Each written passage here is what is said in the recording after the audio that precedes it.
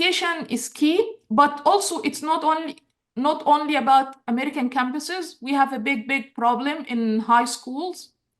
Actually, recently, and one of the big Islamist-led organizations in the United States has started a program called Education on Palestine. And it's not targeting American campuses, it's not targeting communities in America, it's targeting high schoolers. High schoolers, education on Palestine. And if you watch the videos, you will be shocked. It's nothing about Palestine or a Palestinian state. It's all about destroying the Israeli state. It's all about projecting hate to the Jews and justifying why we need to hate the Jews. And it's very dangerous, in my opinion, because, well, these even younger people who are in high schools cannot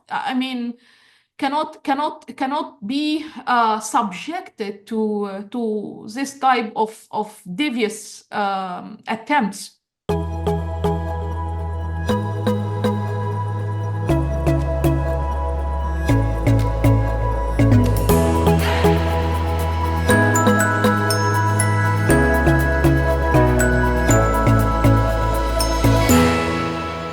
Hello and welcome to Touro Talks. I'm Dr. Alan Kadish, president of Touro University. It's my absolute pleasure today to have on with us Dalia Ziada. Dalia is an award-winning Egyptian writer, Middle East peace activist, and senior fellow for research and diplomacy at the Jerusalem Center for Security and Foreign Affairs. Previously, Dalia worked in leading positions at major regional and international think tanks and civil society organizations, where she analyzed the geopolitics of Eastern Mediterranean region, advocated for peace and democracy in the Middle East, and fought tough political and cultural battles against radical Islamist groups in Arab countries and in the United States. She studied international security at the Fletcher School of Law and Diplomacy at Tufts University, and is author of the best-selling book, The Curious Case of the Three-Legged Wolf, Egypt, Military Islamism and Liberal Democracy, and other internationally acclaimed books on the political complications of the Middle East. Dalia was forced to flee Egypt in November of 2023 because of her support for Israel against Hamas in the Gaza war. So welcome, Dalia. It's a pleasure to have you with us today. You certainly have a very unusual background, and we're very much looking forward to hearing from you.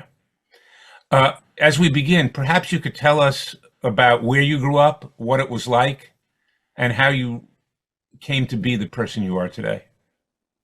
Thank you, Dr. Kadish, and thank you for the entire team here for making this happen. It's a great pleasure for me to be with you. You started by a very difficult question, you know, where I started all of this and why I've started it. Actually, I had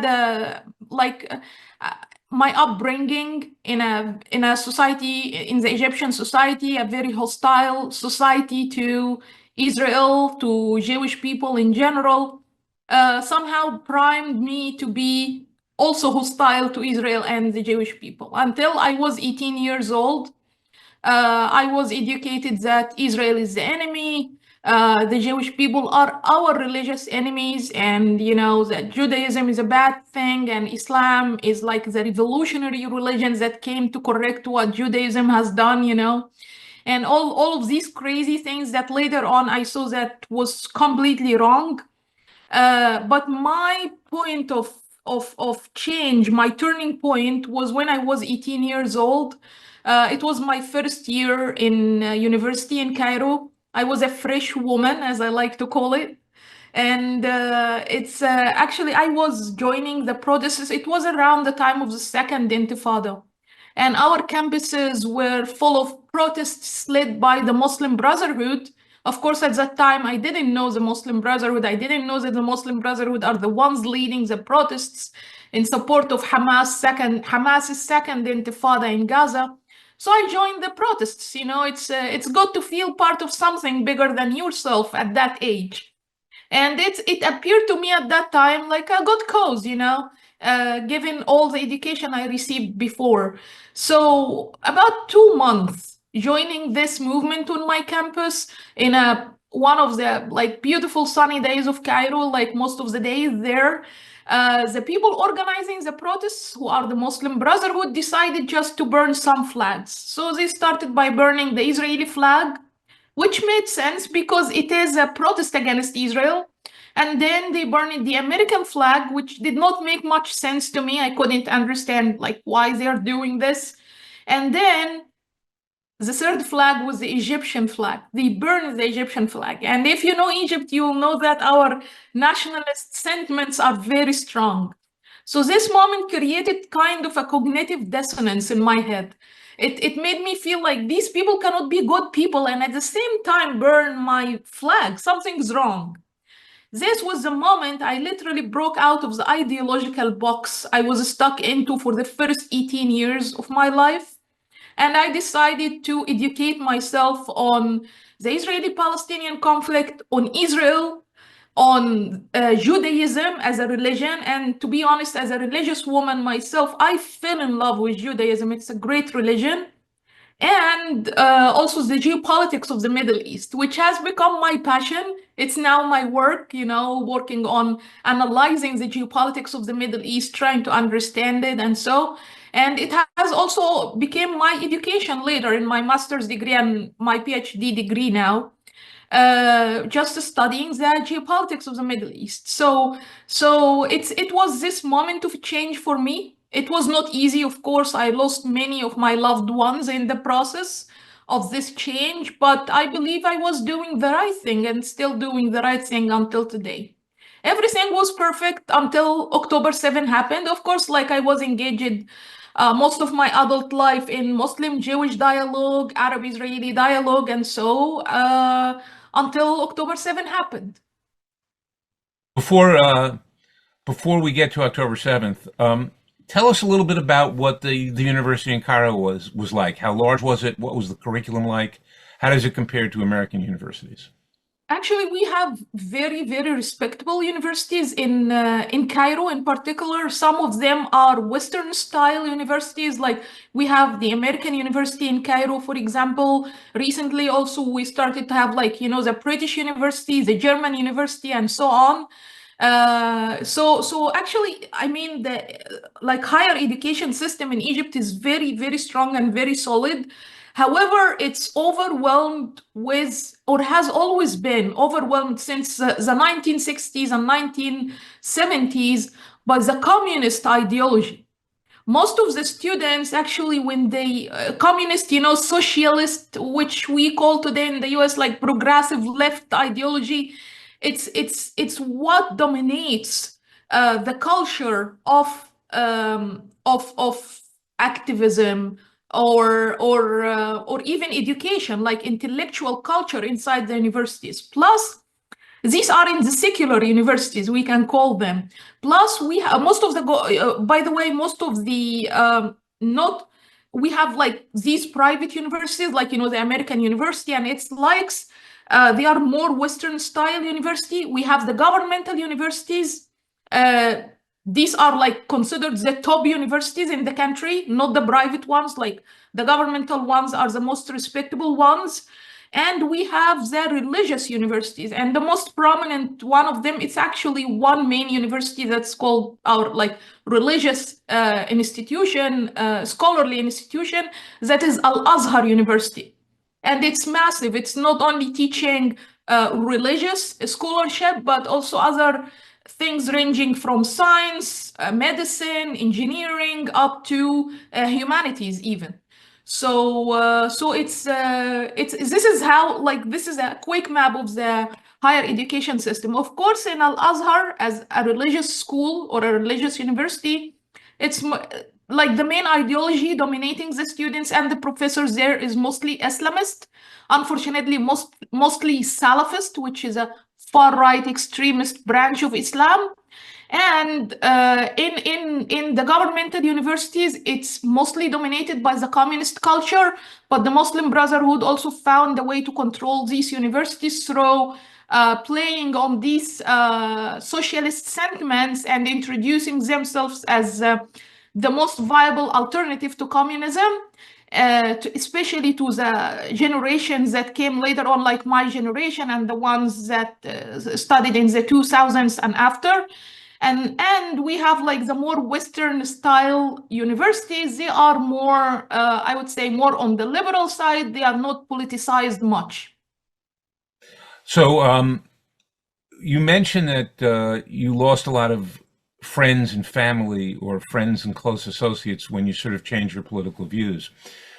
Were there others who underwent the same transformation, or were you unusually open-minded and perceptive? Actually, my generation, I consider it like the most indoctrinated generation in the Arab world in general, in the Arab countries in general, because we've gone through much. Like when we were teenagers, or even younger, actually, when we were like in primary school or so, we saw the Gulf War between Iraq and Kuwait. And then when we grew older and became teenagers, we saw the second intifada, and we have lived the experience of the second intifada. And then later on, the 9/11 attacks and how it was celebrated in our region like as a victory of Islam over the West. And so and also after that, the Arab Spring. I mean, when we became like 20 plus, we experienced the Arab Spring. I myself was one of the leaders of the Arab Spring in Egypt. So actually, we lived through a lot. So this generation has seen a lot. And actually, also our maybe ideological biases has it changed much over time. I mean, most of my generation started like, very secular people in very secular families, which most of the families in Egypt, I mean, who like our parents in the 1970s and 80s. And so they are just secular people, more on the secular side. Then our generation was somehow indoctrinated by all these wars happening around us. And these Islamist sentiments were very, very strong. I remember when I was a teenager and a young woman, like, things where I used to see, like, the imams preaching very radical Islamist thoughts, like dressing just like us, dressing in a very Western style, and just so I mean, if you follow how this ideological transformation has happened, it's for my generation in particular, it's very interesting. However, I am not the only case, and actually, it's not only a small number of people who started, especially after the Arab Spring in Egypt and other Arab countries, who started to look at Israel in a different light. There are many people, I call them like, the growing minority in the Middle East. At the same time, when I was attacked by radical Islamists for my work on Muslim-Jewish dialogue and Arab-Israeli dialogue, I was also receiving messages of support from young people in the Arab world who are praising my work and saying, we wish we can do the same, but we are scared. So there are people who believe in peace. There are people who can see Israel in clear light, and who understand that peace is the way for the region, but still they cannot find the right channels to speak their mind. Before October 7th, what was your status in Egypt? You were living in Egypt before October 7th, if I understand correctly. So what were your official positions in terms of, were you affiliated with a university, with a think tank, with an NGO? What exactly were you doing as a prelude to hearing about what happened on October 7th? Yeah, actually, before October 7 happens, I was leading a think tank. It's called the Liberal Democracy Institute. And within this think tank, there was a research center particularly dedicated to the study of the Middle East and the Eastern Mediterranean geopolitics. I was also working on my PhD at Tufts University here in the United States, the Fletcher School of Law and Diplomacy. And I was also affiliated with a presidential organization in Egypt that's called the National Council for Women. I was a board member on its Foreign Affairs Committee. Plus, of course, I was involved in many initiatives in the region that's working on Arab-Israeli dialogue, especially those initiatives that started to be more prominent and more active in the aftermath of the Abraham Accords. So Did you face a backlash or persecution before October 7th based on your work in Egypt, or were you pretty much accepted by the government and society? No, of course, at the beginning, it was not easy at all. I mean, working on democracy, human rights in Egypt is not an easy work. Also, advocating for peace with Israel is not an easy work. So yes, I was criticized. I was always criticized. Of course, there is a huge difference between before the Arab Spring and after the Arab Spring. Like before the Arab Spring, anyone who touches these topics is usually labeled as a traitor, as someone who's maybe paid by the Jews to do this work, all these theories, or an agent to the Mossad or so. But after the Arab Spring, things changed because we saw that Israel is not the enemy. Hamas is the one who infiltrated into Sinai, killed our soldiers, killed our people in the aftermath of the Arab Spring, while Israel was the one who helped us get rid of Hamas and get rid of the terrorism in Sinai. So this created some kind of a paradigm shift in the way Egyptians are dealing with Israel. And also, I mean, in the Arab world in general. And we saw this manifested later in the Abraham Accords. So yes, I mean, the trend before and after was different, but also the criticism always had a limit. Like, yeah, like, my work has never been a threat to my life until October 7 happened. So go ahead. So tell us about what happened on October 7th, what you said, what you did, and what the response was. So, on October 7, I was just like everyone else watching the news from Arab media in Cairo. And of course, they didn't mention anything about the killing of innocent civilians, burning of children, and all the horrors that happened that day. They just said it's only a clash between Israeli soldiers and Hamas militants.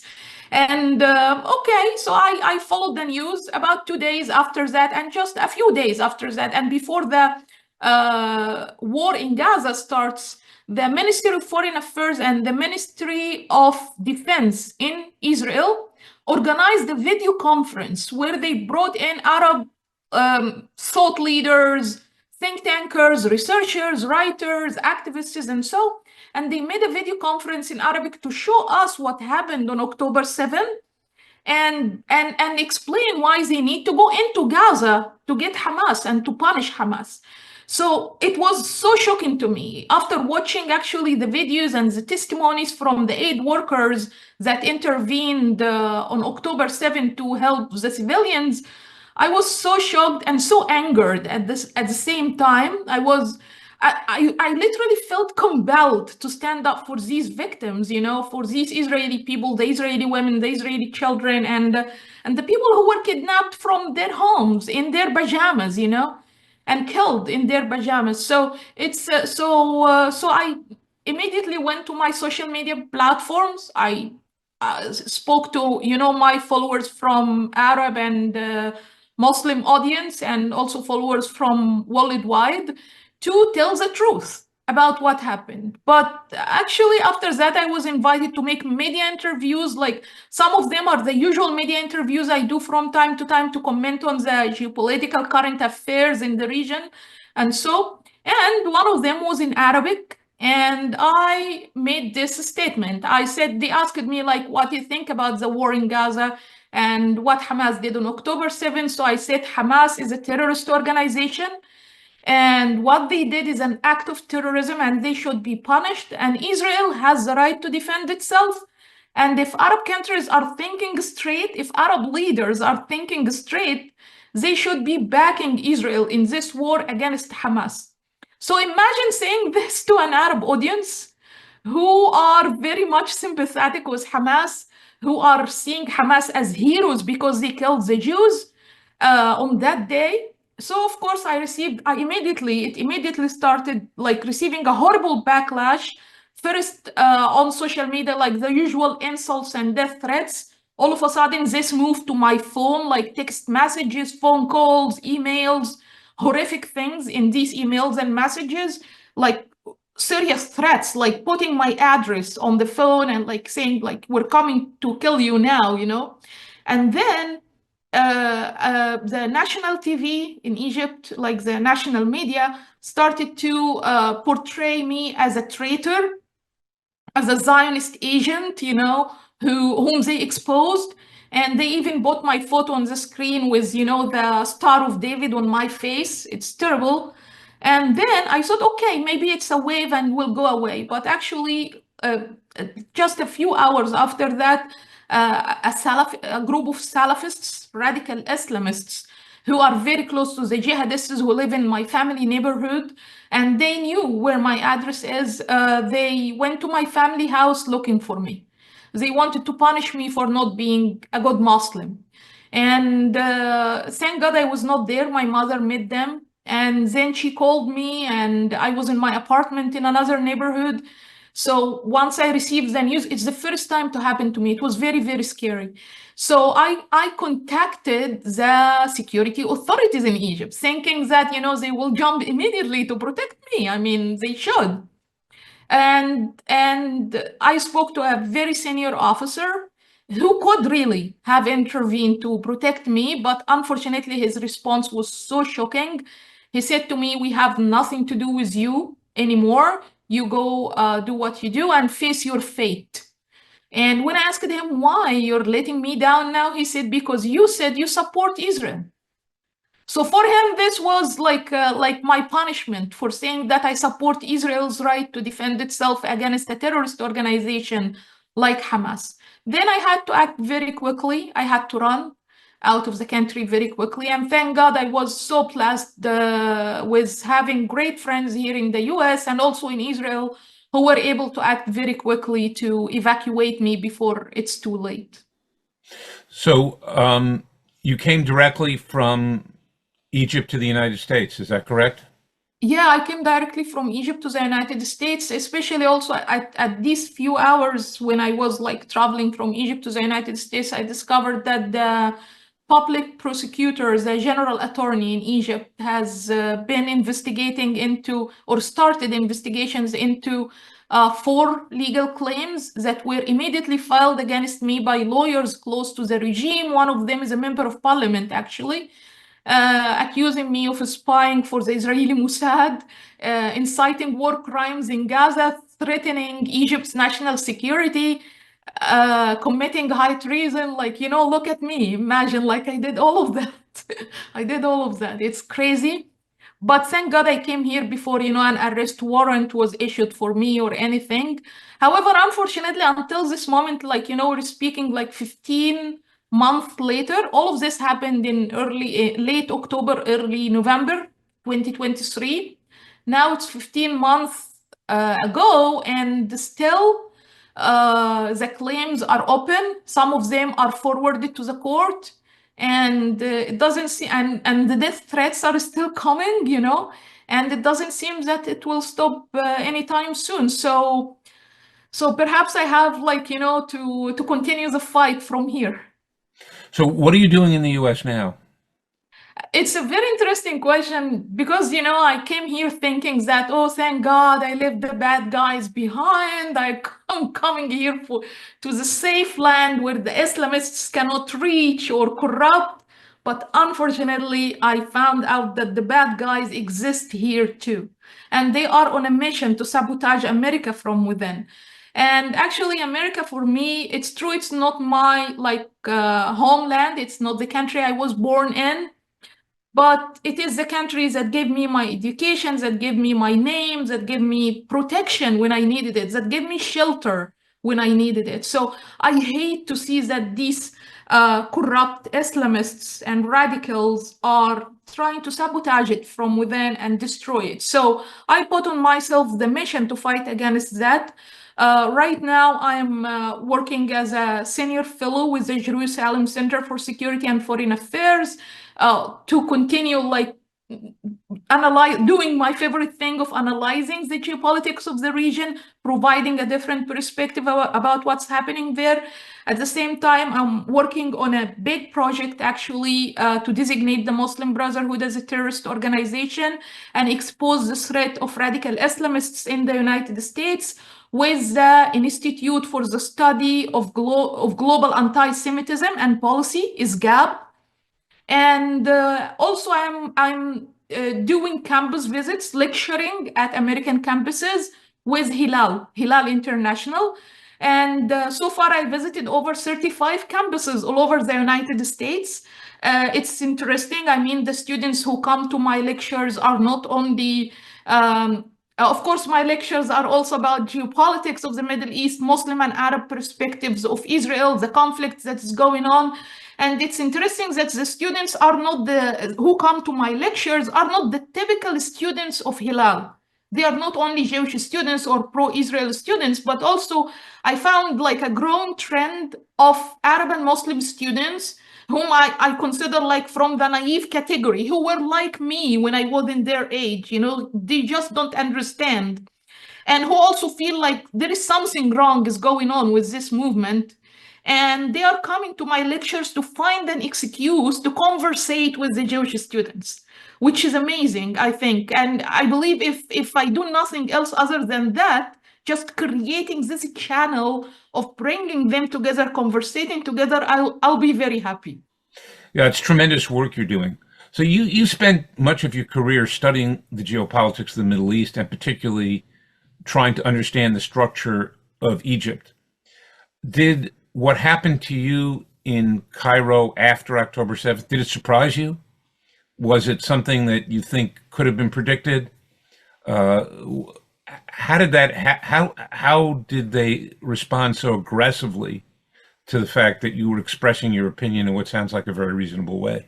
To be honest, yes, it was very shocking to me. Because actually, okay, criticism is fine. I've been like criticized for my work my whole life. It's fine. It's fine. I mean, it's one thing when you say, I disagree with what you're doing. And it is a different thing if you want to put me in jail or kill me just because you disagree with my point of view. Especially that I'm not doing something radical. I am only advocating for what should be. I mean, a normal relationship between the countries, the indigenous people of the Middle East, including Arab people, including Kurds, including Israelis, including Sunni and Shia, including Muslims and Jews, including everyone. I mean, we are the indigenous people of the Middle East. So how come we will continue in these conflicts? So this is what I'm advocating for, and I don't think it's a reason for all the hatred I received. But the most shocking part for me was the reaction of the Egyptian government against me, the Egyptian leadership. Because, Egypt has a peace treaty with Israel. We have perfect relationships with Israel over the past 12 years since President Sisi came in power, and he started to improve, open up to Israel, have economic relations, security relations, and so on. So, I mean, there's a shift that happened in the Egyptian regime, the sudden shift from being partners with Israel to all of a sudden abandoning Israel for the sake of Hamas and targeting people like me who are calling for better relationships with Israel. This is the part that was so shocking to me, and until this moment I cannot understand why they did it. They wanted to play for the angry domestic audience, fine, but they went too far. And I think there is some kind of perhaps Turkish Qatari influence on Egypt in this regard from behind the scenes that is directing Egypt absolutely in the wrong direction. So you talked a little bit about trying to understand the dynamics of the Middle East. It's almost difficult to have a careful analysis done today where things are changing every single day. Do you have a prediction about how things will end up in Gaza? Do you have any idea about what we might expect based on your experience with Arab society? Actually, it's a very good question, but I will not only limit myself to looking at what's happening in Gaza, but let me tell you about an article I wrote recently, and it's kind of a long essay in which I predicted where our region is going. And unlike you might expect, I'm optimistic about where the region is going, because Israel did something amazing actually in its reaction to October 7. It didn't just limit its focus to Gaza, but it looked at the bigger picture of the Middle East and said, okay, now it's a golden opportunity to change the Middle East. And this created kind of, maybe we can call a domino effect of targeting terrorist organizations that is now creating what I called like the 4 trends shaping the future of the Middle East. The first trend is Israel's ascendance as a regional agenda setter, independent from the reckonings of its Western allies. You know, Israel, for all its history since its establishment in the 1970s as the State of Israel, its primary goal was always to defend itself against terrorist organizations, other countries in the region that wanted to harm this newly born state. So, but for the first time after October 7, we are dealing with a whole new Israel. It's much stronger. It has the strongest military in the region, strongest not only in the sense of equipment. I mean, Arab Gulf countries, for example, they have good equipment. They have the money to buy good equipment, but they were not engaged in direct wars on the ground, like either traditional wars or non-traditional wars with terrorist organizations. Israel is the only country in the region that has been able to do that.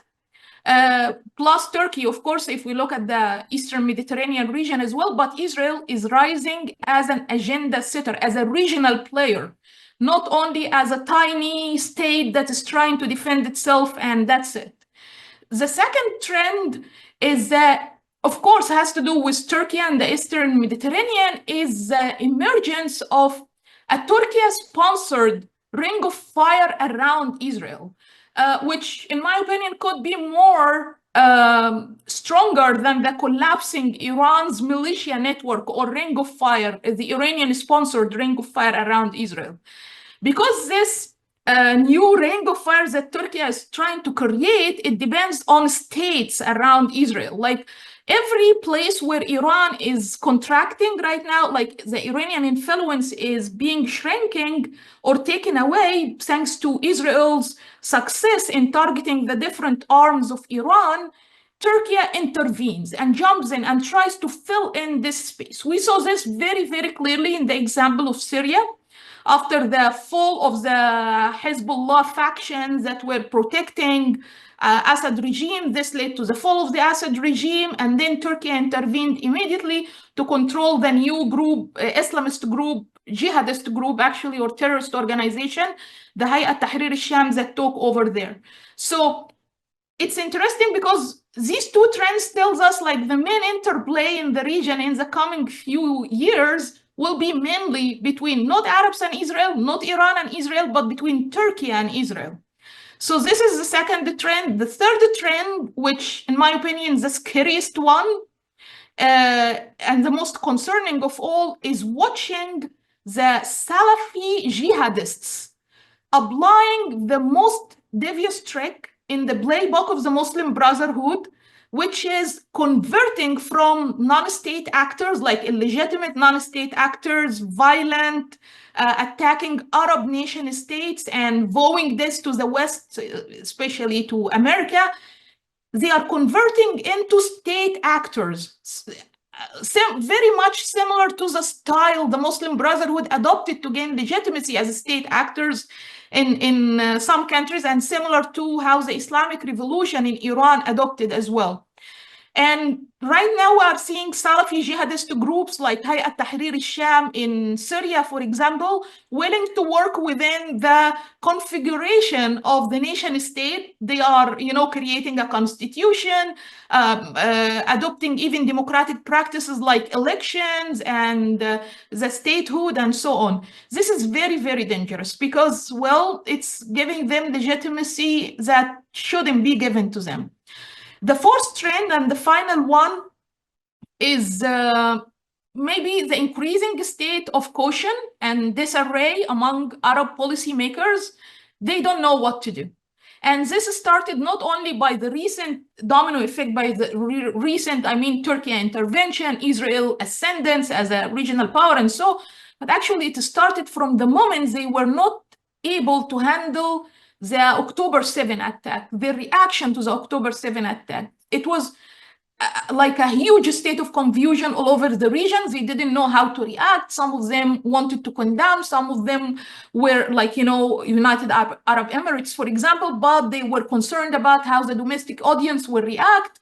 Some countries like Egypt were more concerned about its relations with Turkey and Qatar, and also the local audience, like the domestic audience, and how to deal with that, and also with its, regional role as a champion of the so-called Palestinian cause. So Arabs are lost. Arabs are in a state of loss right now, Arab leaders. So these four trends, I think they will be shaping the future of our region. And I mean, let's watch how they are going to unfold, especially the Turkey-Israel interplay. So that's an incredibly incisive analysis. But I have to ask you, you started out your analysis by saying you're optimistic. None of those four trends sounded very optimistic. Oh, right. So where is the optimism? Yeah, you're right. That's true. Actually, but the optimism here is that, the usual balances of power that have been very destructive to the Middle East region for so long are now collapsing. They are now breaking. And new dynamics, new coalitions of odds, we can call them, like, this is the title of my upcoming book, The Coalition of Odds, are being formed between partners or allies who may not naturally ally together, who have very strong ideological differences. So this is one thing that's making me optimistic. The other thing actually that's making me optimistic is the rise of Israel as regional power. The fact that Israel was able to defend itself. You can't imagine how big a favor Israel is doing to Arab countries and the United States right now, I mean, by its war on the Houthis, by fighting against these terrorist organizations. If you look where all the Iranian-sponsored terrorist organizations were operating, they were not operating on Iranian soil.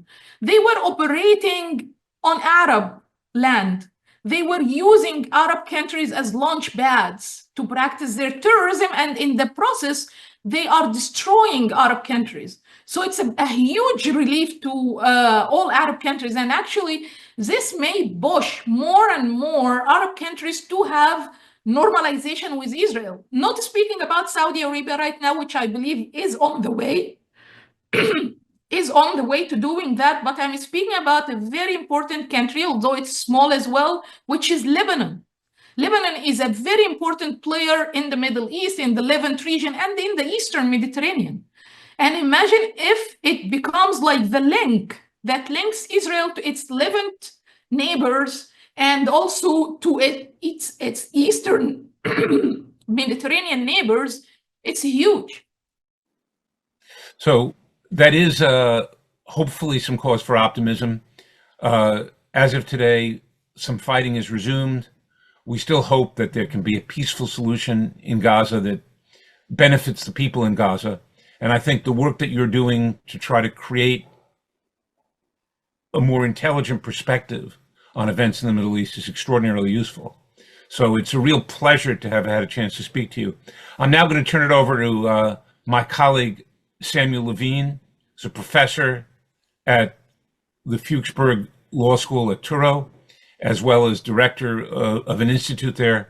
And he has some additional questions that have come up. So Sam, I'm going to turn it over to you at this point. Thank you, Dr. Kadish. Thank you for your probing questions. And thank you, Dalia, for your thoughtful responses. It was such a terrific conversation and such an opportunity for us as Touro Talks, as our audience, to be able to hear your very important impressions and responses to the issues of our times.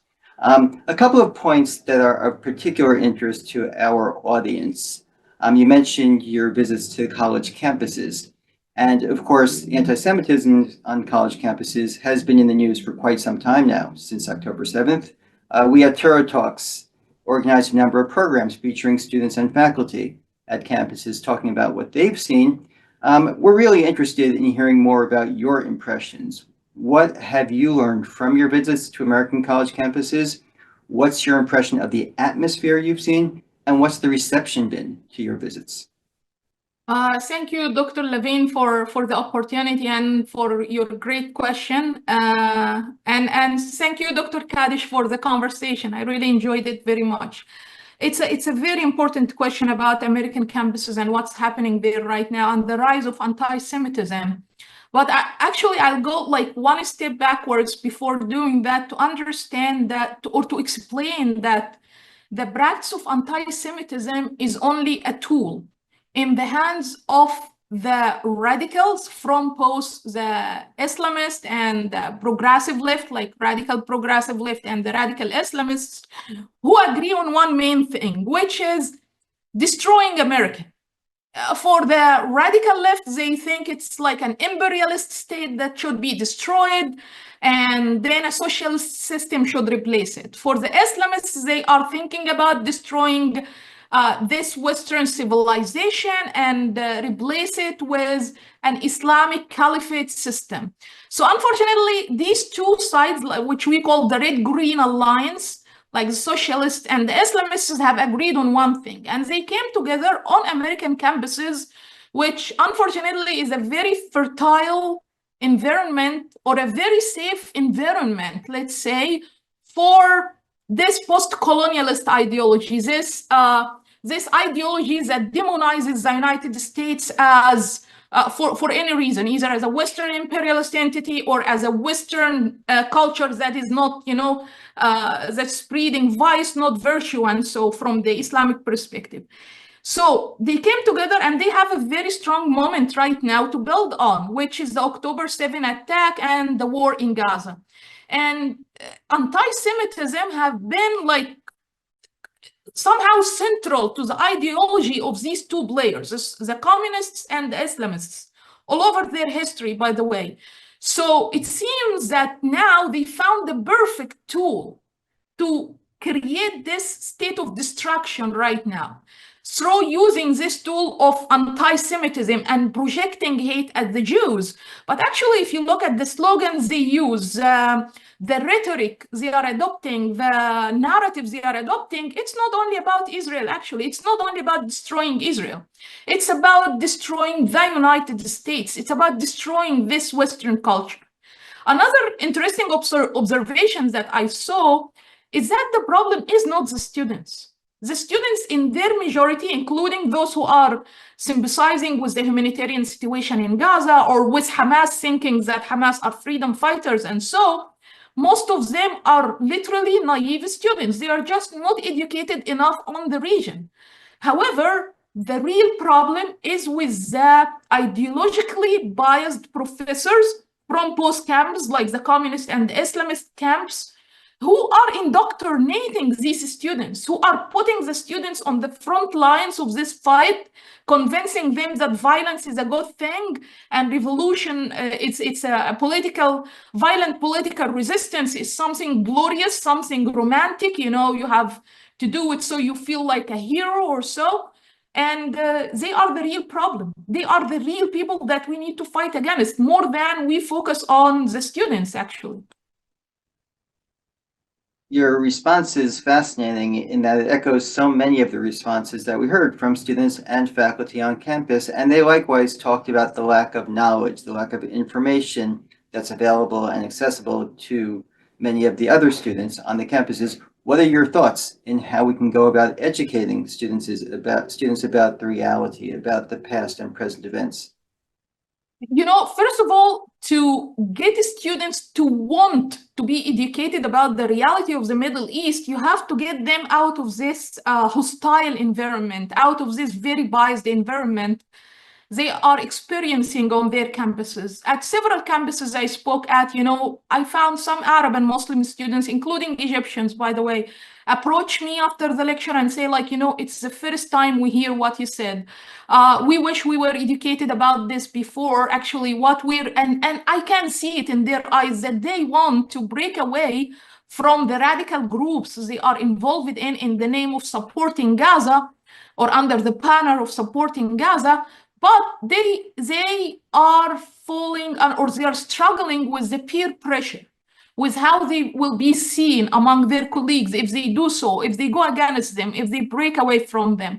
So I think the education has to happen outside the campuses. We have to encourage these students to do something outside their campuses to educate themselves about the reality of what's going on. Of course, it needs like a lot of funding, a lot of campaigning also to select like the most influential students and give them this education, but it all starts first by encouraging them to seek education somewhere else, education about this particular issue somewhere else, and from like genuine Middle Eastern sources, you know, not from the biased sources they are now depending on. So education is key, but also it's not only about American campuses. We have a big problem in high schools. Actually, recently, and one of the big Islamist-led organizations in the United States has started a program called Education on Palestine. And it's not targeting American campuses, it's not targeting communities in America, it's targeting high schoolers. High schoolers, education on Palestine. And if you watch the videos, you will be shocked. It's nothing about Palestine or a Palestinian state. It's all about destroying the Israeli state. It's all about projecting hate to the Jews and justifying why we need to hate the Jews. And it's very dangerous, in my opinion, because, well, these even younger people who are in high schools cannot be subjected to this type of devious attempts. Right, maybe go back to where we started, and maybe to close the program with some of the important information you provided, and going back to your own story in Egypt and what you learned there and what you saw there and how you've taken those lessons to your work here in the United States. Our audience finds it very confusing to understand the setting in Egypt. On the one hand, the United States sees Egypt as an ally. Israel has had a peace treaty with Egypt for nearly half a century. And yet you had those experiences, those harrowing experiences in Egypt. So how do you, understand and help us understand some of those seeming contradictions? I think it all has to do with how the peace treaty with Israel, or between Egypt and Israel, was made. It was, I think at that time, it was meant for show more than for creating actual peace that can last.